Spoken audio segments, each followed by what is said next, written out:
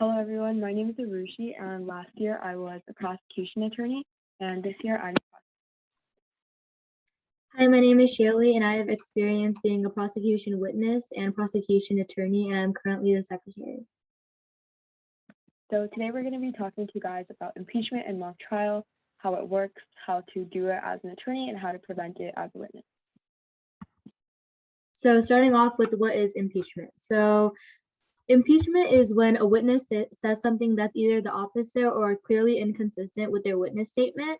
And so you would impeach in order for the accurate statement to not affect your case and also to show a lack of credibility for this witness.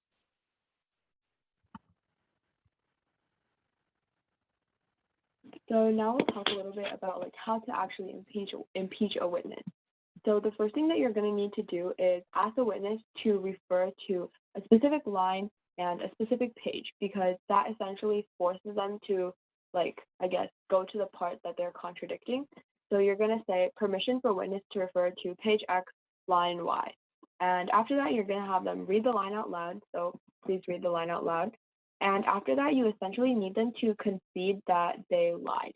So the way you're going to do that is by asking them to explain what the sentence means, because it forces them to give you an explanation that directly contradicts what they said previous to you asking them to read the line. And that essentially proves their incredibility and proves that they lied the first time. So that's pretty important. After you do that, you want to ask them, does that not contradict with what you previously answered? Because it, proves to the judge, very straightforward in a direct manner that they were indeed lying, or that they were indeed making something up. And if they don't answer that question the way you want, you'll follow up with, so which is the answer to my question, what you said just now or what you said previously? So that kind of, reiterates that point if they're not really answering the way you want. Additionally, after the third or fourth question, they'll probably answer the way you want and then try to give some sort of cover up, be oh yes, but, and then give you some explanation. You want to kind of stop them at that explanation. You've kind of got what you needed, and this is a pretty long set of questions. You want to get through it pretty quickly.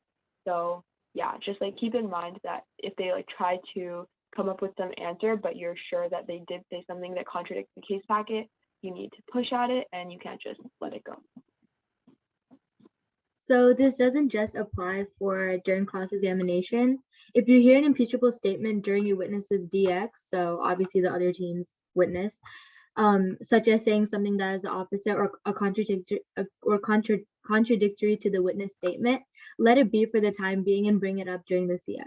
So you would do so by adding a new question beginning in the DX you stated blank, or you said blank in the DX, and then you would wait for them to nod to acknowledge that there was an inconsistency there, or acknowledge that they did say that in their DX. And then you would ask them to read the line. You would re-ask the question, and then you would proceed as you would for a normal impeachment.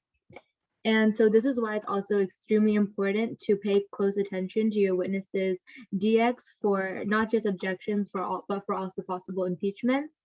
And so once you've successfully got the witness to admit to their inconsistencies, you do not need to ask any more questions, as neither side can generate offense off an impeached witness. The witness will be formally impeached during your side's closing statement. So as a closing attorney, this is what you would need to do for an impeachment. So you would first explain the contradictory statement. So you would explain how the witness clearly testified something that was the opposite or clearly inconsistent with their witness statement in the case packet. And then you would explain how it shows that the witness is unreliable. So you want to make sure to emphasize how this impacts a witness's credibility as a whole, as this could really impact the other team and be great for your own team.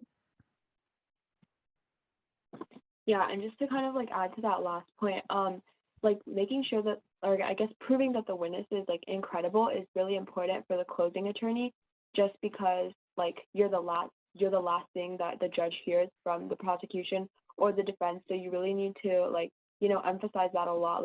If the witness isn't credible, we can't trust them at all. They need to be impeached for that reason. So just make sure to make a pretty big deal about that. So now we're going to move on to talking about some tips for attorneys, how to impeach witnesses, what to look out for, and what to specifically do to, I guess, force an impeachment on a witness. So the first thing that you want to keep in mind is you shouldn't just like blindly believe everything that the witness is saying. Obviously, seems pretty straightforward, but it's something that happens very often. You might just like hear something that they say and I guess think of it as, oh, I might have missed that when I read the case packet. But you need to know the case packet well enough that you can assure that that won't happen. So if they say something that like doesn't sound right to you or doesn't make sense to you, you should be able to like, I guess, register in your brain that as a fact that they're like making something up and that's a chance for impeachment. You shouldn't just like be like, oh, I probably missed that when I was reading the case packet and then just move on. Every question they answer, you need to be listening for those things and not just like blindly believing what they say. Additionally, you should pay attention specifically to questions that put them in a tight spot. So obviously when you're writing cross-examination questions, you are writing like questions 1, 2, 3, possibly to lead up to question 4, in which they may concede something that will be like of use to the prosecution, assuming you're on the prosecution side, in which case you should pay special attention to question 4 just because they will most likely make a slightly convoluted claim in order to preserve the arguments of the defense and I guess to prevent the prosecution from generating any offense off of their witness. So you should pay special attention to those because they probably, or like I guess, are more likely than in other questions to make up something that isn't in the case packet or to say something that is directly contradictory with the case. Another thing seems pretty self-explanatory, but you need to be like reading your witness statements very carefully. As an attorney, you should be reading all of them. Actually, like regardless of your role, you should be reading all of them very carefully. But as a witness, you should also like read your witness statement very carefully. This is really important when it comes to impeachment specifically for attorneys, just because you need to be listening for, I guess, arguments that they say that aren't in the case packet or that are not consistent with the case packet, because those should be like an immediate turn on for you. Like you should be able to like immediately recognize that as a chance for impeachment and not just as, oh, that sounds a little strange. You should know it well enough that anything they say, you can either separate it to a yes or no category as to whether or not it's in the case packet. Next, you should be pre-writing the lines for each witness statement or in answers to the questions that you write. So for example, when you write cross-examination questions, you should have the line of their witness statement that has the answer to that question written in your CX document. So in that way, like when you ask the question, you can like flip to that page and you know exactly like what you need them to respond with, or you can just like write it on your CX doc or, you know, obviously memorize it, which is ideal, but you should know exactly where to look to and then compare the answer they give you with the answer that you are expecting or the answer that they are like supposed to be giving, just because it provides a very easy route to impeachment. It's very easy to determine whether or not they're like making something up or whether they're like saying something that's incorrect. And also, if they say something that isn't in the lines you wrote, you shouldn't just like be like, oh, I don't have time, or like get flustered and just move on. Like you need to push on it. If they're saying something that's not right, like that's fine. Just change your strategy from going on those like exact CX questions we wrote to like an impeachment kind of strategy. So that's something you should be looking out for. Additionally, opposites will be the most obvious. Like for example, if you ask Karate, like, did you give materials to Montoya to Rob Marshak's house, and it says no, like obviously opposite to what actually happened, it'll be pretty straightforward. Additionally, you should be listening for wording. This is something that's often overlooked, but I think it can be used to your advantage if you're like strategic in the way you pay attention to this. So for example, if they ask, like I guess just for an example, if in the witness statement it says that they like pulled someone into the house, and they testified that they like offered them to like come into the house. Obviously, that's not an exact opposite, but it is contradictory with the case packet. So you would ask them to like read the line that says they like pulled them into the house and ask them how like pulling and offering are different things or something along those lines, just because obviously those are not consistent and you should be looking out for the terminology that they use in order to preserve the defense's argument. Additionally, you need to be 100% sure about impeachment just because it's like a huge time suck, which kind of like brings me back to the follow-up questions. It's kind of the same idea. You need to have questions pre-written in case they don't respond to your question the way you want if you're going for impeachment, because it can be a huge time suck. If you decide to go for this impeachment argument and like change your questions in order to only be like targeting impeaching this certain witness and not actually focusing on the answers that they give in response to the case packet, you need to be like 100% sure about it because it can take a lot of time, and that time should be used with follow-up questions to force them into saying what you want them to say. Next, you need to be confident. Obviously, this is like kind of cheesy, but like believe in what you're saying. If you don't really believe that the witness is like doing something that's bad or that is obviously wrong, your judge is going to have a hard time believing you too. So you should be very pushy with your questions there, even if you're like the position you take as an attorney isn't like very aggressive. You should still be very straightforward with this because it's like very important, and impeachment is a big deal, and you need to make it seem as big of a deal as possible because it makes it more likely for your team to be able to impeach that witness if you make it seem like a worse problem. And lastly, skip the rest of the CX when you're like trying to like impeach a witness because neither side can, generate offense off of an impeached witness. There's no point in asking questions about the actual case packet if you are confident that they can be impeached. So I guess 7, 8, and 10 kind of go together. Like, be prepared to go all out on impeachment, and like remember that if you're not sure, you shouldn't be doing that just because it can waste a lot of time. Okay, so we're gonna move on to more tips for witnesses on how to avoid getting impeached in the first place. So I feel like the biggest thing is just knowing the difference between questions that are purely factual and straight from the witness statement versus those that are more up to your interpretation and like your own interpretation of the witness statement. So in terms of the questions that are a little bit more factual, those a lot of times are questions like, you said XYZ or you did XYZ. Obviously, there are exceptions, but a lot of times those are just kind of to set up a foundation for other questions that are more like, this meant this and this and that, which those are more up for your interpretation because they're not clearly stated in the witness statement. So if you know for like a fact that the answer is a yes or no, and that if you answer in the opposite way that could lead to an impeachment, just answer accurately, and you can always go yes, but, and then explain yourself, or explain yourself first and then say, but yes, that is true. Because at the end of the day, risking impeachment is not worth trying to help your other side because it can hurt your other, is not worth trying to help your side because at the end of the day, it could hurt your side more than help. So make sure you know the difference between those kind of questions and how you would go about answering them. So the tips to cross-examination, direct examination videos tells you to sometimes say no if the question seems to force you into saying yes, so that you get more time to explain your answer. But you need to be very cautious about doing this because once again, it can lead to an impeachment.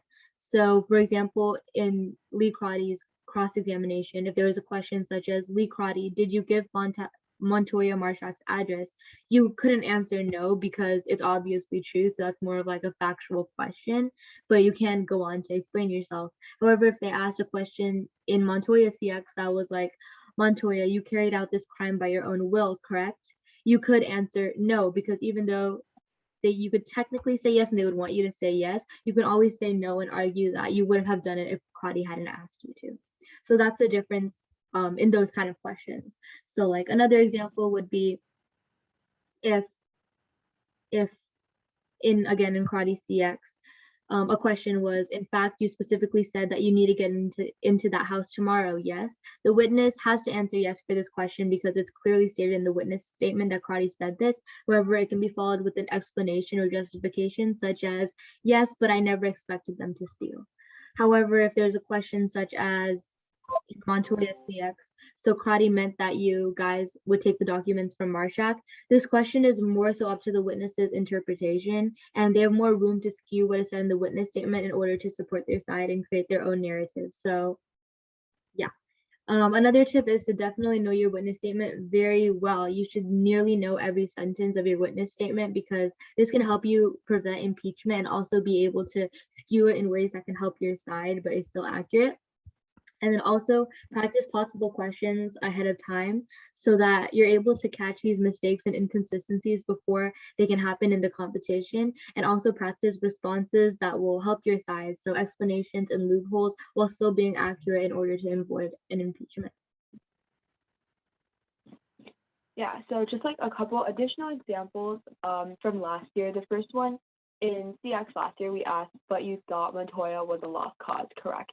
In Crotty's statement, because in Aaron Sullivan's statement, it said that like Crotty often took in lost causes, so we kind of, I guess, changed the question a little bit to ask, but you thought Montoya was a lost cause. I guess like for this example, for the purpose of like educational benefit about learning about impeachment, we're just gonna assume that it was in Crotty's statement that he thought Montoya was a lost cause. So like in that case, it would be more strategic to ask this question as like, why did you think that Montoya was a lost cause? And the reason for that is because as a witness, your automatic instinct is just to like negate whatever they say because you think that they're like trying to lead up to a certain argument. But if you like say, why did you think that Montoya was a lost cause? They're most likely going to answer like something along the lines of, oh, well, like I didn't really think they were a lost cause. And that's essentially all you need. Like you've already gotten all the evidence you need to impeach the witness and you can just move on from there. So you should be like keeping that in mind when writing out your CX and DX questions because you should phrase them in a way that like an immediate negation would, I guess, force them into a position that allows you to impeach them. Additionally, if they were to object speculation to your question of like, why did you think that Montoya was a lost cause? You should kind of like ditch this impeachment strategy just because you have like when you respond to the speculation objection, you would have to explain that it's in the case packet. And the witness would like obviously hear that also, and they're not gonna say the opposite of what you just said if you like just said that it's specifically in the case packet. So you should like I guess listen for objections and just kind of see how the objections form around the questions that you're asking. Because if you kind of have to say that it's already in the case packet, the whole strategy kind of dies because they're not going to concede that it's not. And you should just like move on from there. I guess like a general idea that leads to is just being able to come up with new strategies on the spot. That's something that is really important to practice in practice trials, like with other schools, and it's definitely not something that will just like come in the real trial. So you should spend your time and energy in the practice trials, like focusing on trying these new things. Like you should be able to change your strategy based on the way the round is flowing. It shouldn't be the same CX questions or the same DX questions every single trial, right? You should be listening for like the questions that your opponents are making, the arguments that they're like making, how the witness is responding, and I guess alter those questions for the strategy that you're trying to go for. So yeah, that is all very important. Okay, and for one last example, so say the question was asked to Crotty in their CX. So did you give the information that was necessary to rub Marshak's house just to Montoya or to everyone? So if Crotty answers that they gave the information to everyone, not just Montoya, then you would ask them to read the line where they state that they only gave the address to Montoya because that directly contradicts what they said, as the address is needed to rob the house. So that means that Crotty would have only given that the information needed to rob the house to Montoya. So yeah, just looking for those inconsistencies and being able to pick them out, and yeah, that is important. So thank you guys so much for listening to our presentation about impeachment. Feel free to let us know if you have any questions. And yeah, hopefully that taught you a little bit about like how to do impeachment as an attorney, how to prevent it as a witness. And yeah, thank you so much for listening. Thank you. Have a good day.